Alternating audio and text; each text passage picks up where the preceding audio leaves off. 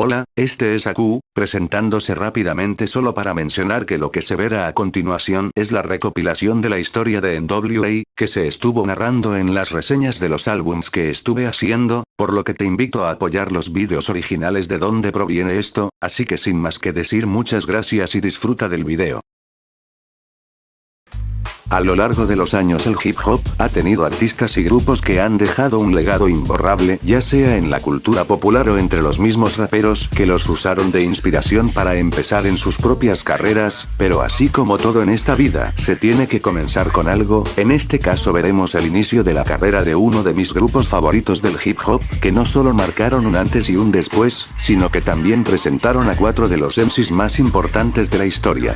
Así que sin más que decir, este video es un poco sobre la historia y reseña personal del primer álbum del autodenominado, el grupo más peligroso del mundo, llamado NWA. Tengo que dejar en claro una cosa, el conocido álbum, NWA and the Posse no es considerado el primer álbum del grupo, ya que este solo es un recopilatorio que la distribuidora afiliada a Ruthless Records quiso hacer para presentar un poco de las canciones de los artistas que estaban en su catálogo, pero para ese momento la agrupación de NWA no estaba formada como tal, así que pasemos directamente al siguiente álbum.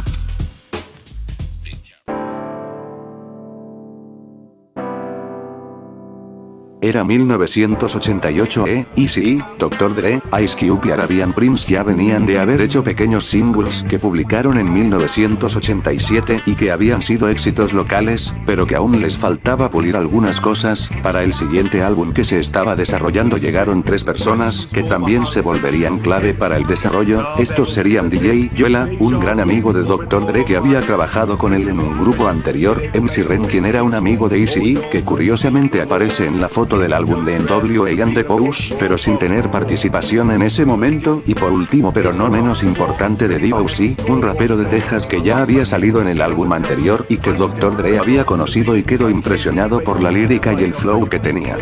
Con esta agrupación de 7 miembros, serían quienes se encargarían de la creación del álbum, mientras que Ice Cube, MC Ren y The D.O.C. se encargaban de la lírica, Dr. Dre, DJ Yella y Arabian Prince se encargaban de crear los beats y la producción general del disco. Eazy por su parte se encargó de financiar el disco, pero también en aportar algunas partes de la letra y cantar en algunas canciones. En algún momento del desarrollo del álbum, Arabian dejaría el grupo debido a que no estaba conforme con los pagos que este recibía por parte de Eazy-E, pero que aún así este fue acreditado. Su canción apareció en el corte final y salió en la portada del álbum. Quiero que tengan un poco presente el motivo por el que Arabian salió del grupo, ya que esto tendrá peso más adelante. Cuando el álbum quedó listo, este contaba con una canción que haría que el grupo fuera conocido, y este es Fat the Police, que no solo causó una reacción negativa entre los policías de Compton, sino que también recibió la crítica y rechazo del mismísimo FBI, quienes enviaron una carta para censurarla completamente, cosa que a nuestro grupo de rap le valió verga y lo publicaron sin importar nada. ¿Y qué pasó?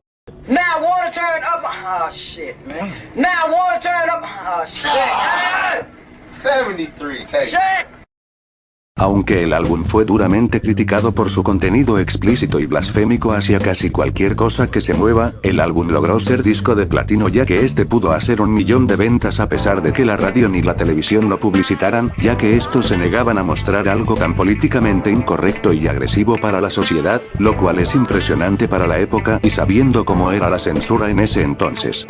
Poco después de la publicación de este álbum, NWA comenzó a hacer conciertos por todo Estados Unidos, y aunque se puede decir que todo era un gran éxito, uno de sus miembros más destacados no estaba tan conforme con los pagos y regalías que recibía.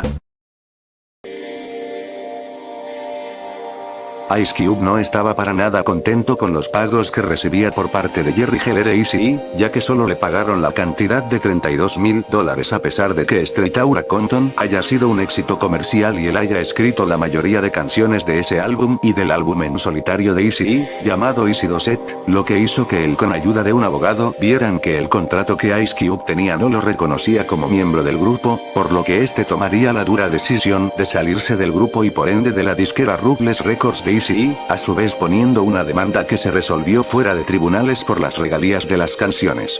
Esto haría que sus ahora ex compañeros de grupo tuvieran un resentimiento hacia él, pero esto no detuvo para nada los proyectos que se tenían contemplados o en su defecto tuvieron que ser modificados ahora que Ice Cube no estaba en el grupo, por lo que ahora el cargo de la creación lírica pasaría a ser parte de MC Ren y de D.O.C., pero como mencioné hace un momento, el resentimiento hacia Ice Cube estaba más que latente, por lo que en este nuevo álbum, 100 Miles and Running, empezaría a sembrar lo que posteriormente sería uno de los beefs más famosos de la West Coast. Siendo 1990 el grupo publicaría este pequeño EP, que ya no contaría con la presencia de Ice ni Arabian, y presentando un estilo completamente diferente al disco anterior, donde tendría un sonido más agresivo y mejor pulido. Ahora debido a la falta de Ice Cube, Dr. Dre sería quien tomaría mayor protagonismo, teniendo más presencia en las canciones. A su vez el propósito del grupo sí que empezaría a tomar una dirección diferente a la que habían presentado en el disco anterior, pero no sería hasta el siguiente disco que esto sería más evidente. Este EP también presentaría por primera vez la nueva voz del rapero de D.O.C., quien en 1989 sufriría de un accidente automovilístico, haciendo que sus cuerdas vocales quedaran dañadas. En un acto de desesperación por recuperar su voz lo antes posible, tuvo una cirugía que hizo que este cambio fuera permanente, lo cual es más que lamentable, y haciendo que solo se quedara escribiendo las letras de los artistas de Ruthless y posteriormente para Death Row, ya que su voz sonaba más que fatal, perdiendo toda la chispa de lo que fue alguna vez, y haciendo que dejara de rapear casi por completo, pero esa es historia para otro día XD. Siendo un EP igualmente controversial, vendió más de 1 millón de copias, y al mismo tiempo siendo el que haría que finalmente NWA apareciera finalmente en la televisión, teniendo por primera vez el video musical en la televisión y la canción en la radio sin tantos problemas, lo cual era un gran logro para el grupo, y nuevamente las cosas estaban pareciendo ir bien, todo era un ganar para el grupo, todos estaban en su mejor época y las cosas parecían ir bien. Una rapera y presentadora de televisión llamada Dee Barnes, haría un reportaje en donde se le haría promoción a este EP teniendo entrevistas del grupo, en donde estos seguirían expresando su resentimiento hacia la salida de Ice Cube, pero lo que el grupo no sabía es que también Barnes le haría una entrevista a Cube en donde también diría comentarios a su antiguo grupo. Lamentablemente esto provocaría que en una fiesta Dr. Dre golpeara hasta dejar inconsciente a Barnes, siendo uno de los episodios oscuros del hip hop en general y siendo un evento que tendría más importancia en el futuro. Dee Barnes demandaría a Dr. Dre en 1991, donde presentaba los cargos de agresión hacia ella, a lo cual Dre se declararía inocente, pero no funcionó ya que fue multado con la suma de $2.500 de aquel entonces y una sentencia de servicio comunitario y libertad condicional. Aparte de eso, por el lado civil, aunque no se dijo cuánto fue, sí pagó una cantidad considerable en compensación. Como mencioné, esto sería algo bastante bajo en la carrera de Dr. Dre y por supuesto en NWA y la compañía Ruthless Records. Este evento sería algo que perseguiría a Dre durante años y que no sería hasta el año 2015 en donde pediría disculpas públicas hacia ese horrible incidente. En su momento, este evento tomaría más importancia un par de años después, pero no nos adelantemos.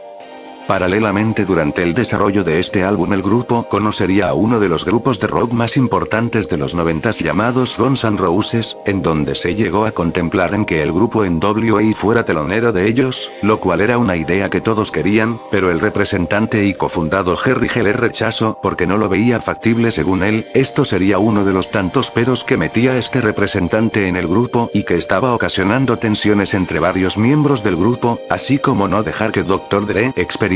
con más libertad con el nuevo sonido que estaba empezando a probar, y ese sería el conocido G-Funk. Aún así, una canción en este álbum con este sonido se pudo realizar siendo Always Into Something, el cual sería un clásico de clásicos del grupo.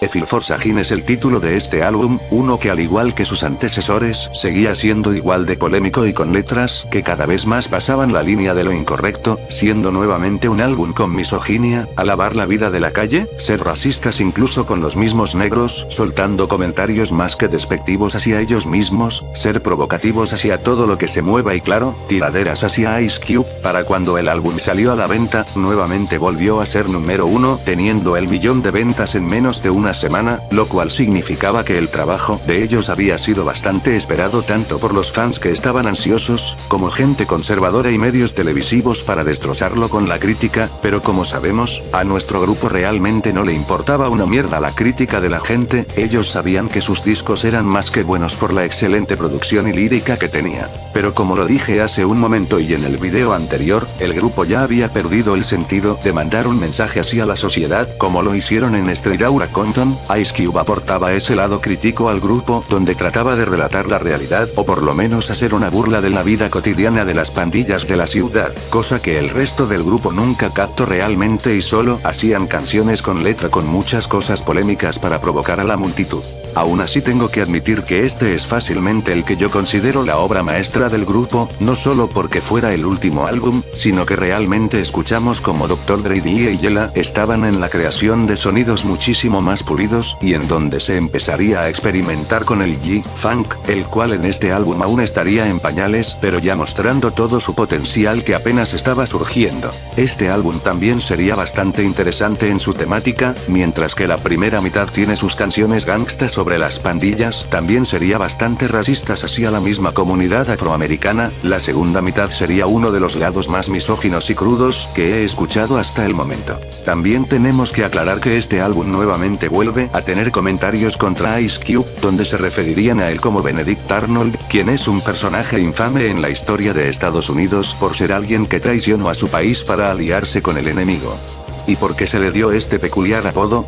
Bueno, la respuesta es más que interesante. En algún momento de 1991 de los grupos de Eazy-E, llamado A Voz de Law, coincidieron en un teatro con Ice Cube en donde al principio no pasó nada interesante, pero después tuvieron una discusión en donde Ice Cube terminó golpeando a uno de sus miembros, cosa que el grupo A Voz de Law comentaría en una entrevista de radio poco después. Súmale de que a la par, de D.O.C., MC Ren, Dr. Dre, DJ Yella e Eazy-E, estaban también diciendo comentarios bastante negativos de su ex compañero del grupo donde lo ridiculizaban, por lo que haría que un par de meses después Ice Cube con su grupo llamado Da Let's Mo irían a Nueva York en donde volverían a coincidir con A Voz de Law, en donde se desataría una pelea, acto que sería más que polémico, afectando la imagen de Ice Cube ya que lo verían como un cobarde por sus actos, cosa que el grupo de NWA no dejaría pasar y harían un pequeño skit en insultarían y criticarían a Ice Cube por lo que hizo. Cuando el álbum salió el grupo nuevamente estaba en la cima, tenían un montón de proyectos que vendrían en camino, como el primer álbum solista de MC Ren, el segundo álbum solista de Eazy-E, entre otras cosas, pero lo que el grupo no esperaba es que Ice Cube, completamente harto de toda la situación, haría una de las tiraderas más famosas, agresivas y basadas de la historia del hip hop llamada No Vaseline, o Sin Vaselina como diríamos en mi rancho XD. Esta canción no solamente era una tiradera más, esta era una canción en donde le decía sus verdades a cada miembro del grupo y dejándolos ridiculizados, donde decía que todos ellos eran controlados por un maldito judío blanco de nombre Jerry Heller, quien era el mano derecha de Eazy-E, quien no solo los estaba explotando, sino que los estaba estafando y metiéndoles la verga sin vaselina por lo descarado que era.